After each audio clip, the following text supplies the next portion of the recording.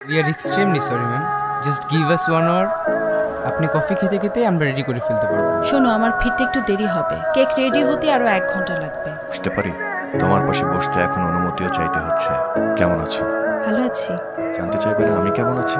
হ্যাঁ, কি অবস্থা তোমার? সব ঠিকঠাক চলছে। কোনো কাজে? আমার বাচ্চার বার্থডে, ওর কেক নিতে এসেছিলাম। You have a baby? Congratulations. বাচ্চা কত বড় হয়েছে?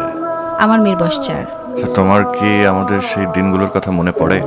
না, মেয়েদের অতীত থাকতে নেই। মেয়েদের থাকে বর্তমান আর ভবিষ্যৎ। মেয়েদের সংসারটাই বর্তমান, সংসারটাই ভবিষ্যৎ। হ্যালো মা, তুমি কখন আসবে? এই তো মা, চলে আসছি আর কিছুক্ষণ। তুমি একটু বাবার সাথে খেলা করো না মা, আমি এক্ষুনি চলে আসছি। ওকে ওকে। মেয়ে কার মতো হয়েছে? বাবার মতো। এভাবে আমার জীবন থেকে হারিয়ে গেলে?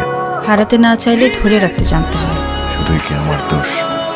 তুমি সেদিন কল ধরনি কেন? তার আগে 3-4 দিন তোমার মোবাইল কেন বন্ধ ছিল? কোথায় ছিলে তুমি? তোমার কল রিসিভ করে তোমাকে বলার মতো নতুন কোনো কথা আমার কাছে ছিল না। চাকরি পাচ্ছি না, এই এক কথা কয়বার বলা যায়? তাই মোবাইল বন্ধ করে রেখেছিলাম। করেছিলাম চাকরি পেয়েই তোমাকে কল করব। করেছিলামও। আসসালামু আলাইকুম ভাইয়া। ওয়ালাইকুম সালাম। ভাইয়া, সামিয়া কোথায়? অনেকক্ষণ ধরে কল দিয়ে যাচ্ছি। একটা খুশির সংবাদ দেওয়ার ছিল। আমারও তো তোমাকে একটা খুশির খবর দেওয়ার আছে। কে আগে বলবে এখন? ভাইয়া, আপনি বড়, আপনি আগে বলেন। আজ সন্ধ্যায় সামিয়ার বিয়ে হয়ে গেছে। প্রথমবার আমি অনুভব করলাম যে মানুষটা সবচেয়ে বেশি ভালো রাখতে পারে সে মানুষটা সবচেয়ে বেশি কষ্টও দিয়ে যেতে পারে। সবকিছুর পরও তুমি আমার প্রথম প্রেম। এই প্রেম আমাকে হাসিয়েছে, জীবনে মনে রাখার মতো কিছু মুহূর্ত দিয়েছে এবং কাঁদিয়েছে।